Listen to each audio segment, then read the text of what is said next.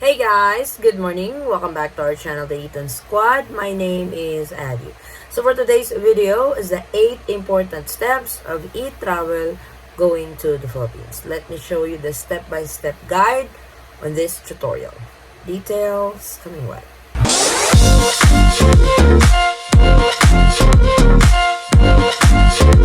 So this e-travel tutorial is for foreign nationals going to the Philippines. So we have 8 steps, and I am going to show you the step-by-step guide on what you guys need to input on step 1, 2, 3, so on and so forth. And I am also going to be showing with you guys on, I think, step number 7 on what to do if you are flying unvaccinated. So when you actually get done with your registration with eTravel, the QR code you are getting determines if you are fully vaccinated or unvaccinated. Because the QR code are color-coded. So for vaccinated traveler to the Philippines, your color is green. And if you're unvaccinated, your QR code color is red. So let's not wait any longer. So let's proceed on these 8 important steps of e-travel registration. Let's start with step number 1. So before you even get to the main page on step number 1 on the profiling, as I am showing you guys on the screen, when you are at www.etravel.gov.ph, you are going to see this. You will choose if you are flying as a Philippine passport holder or foreign passport holder. For this tutorial, as I've mentioned earlier, this is for foreign passport holder. It will ask for your transportation type. Of course, it's by air. And the date of arrival in the Philippines. If you guys notice, the dates I circled when I was doing this tutorial, for example, if you are flying to the Philippines on the 25th, so this is just an example. If you are flying to the Philippines on the 23rd or the 24th, eTravel will actually give you 5 days of highlighted date. You know, they said you must register within 72 hours. But as you can see, you can actually 5 days prior to your departure. The dates will be highlighted 5 days prior to your departure. So, if you guys can check like 4 days before your departure, you can actually register with eTravel. Then when you encode all of that, of course, they have these few reminders for you on what to affirm and all that stuff. I'll let you guys read it. And when you click yes, I agree, that is when you start your registration. And this is step number 1, which is personal profile. So it says over here, attention to all travelers.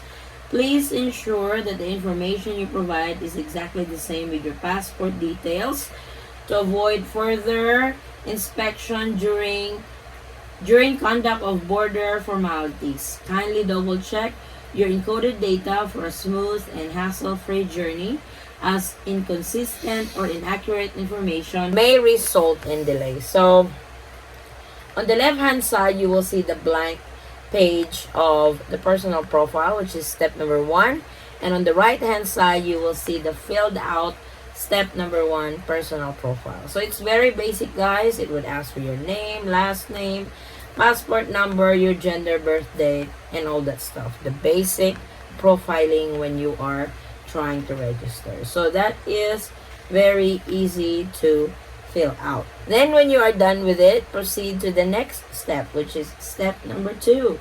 This is your address information. So it would ask for your permanent country of residence. So for example, if you are coming from Canada or if you are coming from the US, that is the address that you're going to put in this step. So not the address in the Philippines, because they're actually asking for your address outside the Philippines. Then you click next. It will proceed to your travel details, which is step number 3. As you guys can see, this is the travel details on your Philippine arrival into the Philippines. The date is already inputted there, because remember, on the very first step, when it asks when are you going to arrive in the Philippines, they will put it there right away. Then your country of origin, like it's Like I said, for example, Canada or US, your purpose of travel, if it's for holiday, pleasure, or vacation, choose that. They will actually have drop down menus on this process, but trust me, it is user friendly. Just pick the right information from the drop down menu and the name of the airline. Choose that flight number. You can find that in your itinerary. And as you input your flight number, guys, it will automatically tell you which terminal you are landing. Just for example, on this tutorial, our flight number is PR117. It automatically said that we are landing on NAIA Terminal 1. So you won't have to worry about, oh my god, where am I landing? What terminal am I landing? With eTravel, it will tell you right away. So that's one feature that has been added to this platform. You click next, it will take you up to step number 4. This is your destination upon arrival into the Philippines. This is where they will ask, where are you staying? So if you are staying in a hotel, just like with our example in this tutorial, so if you put the information of the hotel, eTravel will actually provide you with the whole info of the hotel you're staying in. Where is it at? What's the address? The contact number and all the email. It's already there. Now, if you choose the residence, you have a house in the Philippines, you actually have a home address, you can also input that in this step number 4. For step number 5, this is the health declaration. They are going to ask you guys more along the line about your vaccination record for COVID-19. So if you're fully vaccinated, of course, you will have to put the information of the vaccine you got in your first dose, the date, and what's the name of the vaccine. Then the second dose, same information, and all that stuff. It will also ask you countries you have been to, you worked to in the last 30 days. Please be honest filling this out.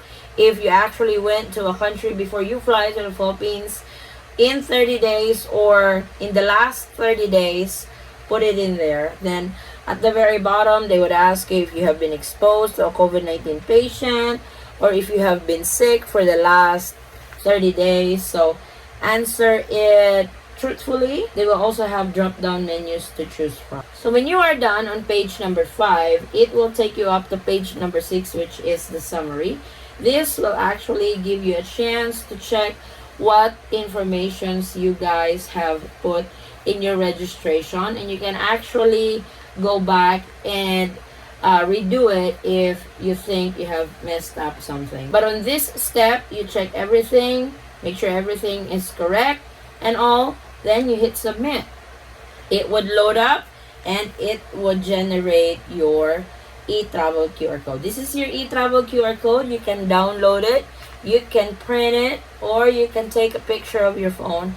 They do accept digital copies or printed copies of your eTravel. And this is how it will look like, guys, when you are done with your registration with eTravel. So it's not really that hard anymore to register with eTravel. Now, if you are unvaccinated, you follow step number 1, 2, 3, 4.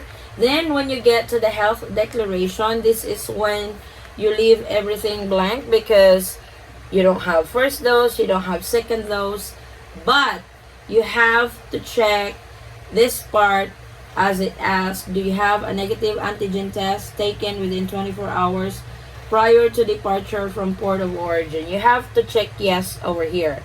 Fortunately, they don't ask for you to upload your result, your negative antigen test result. Unlike before, you will have to upload it in the system, but this time they're just asking if you have it or not. You can actually answer no if you don't have it.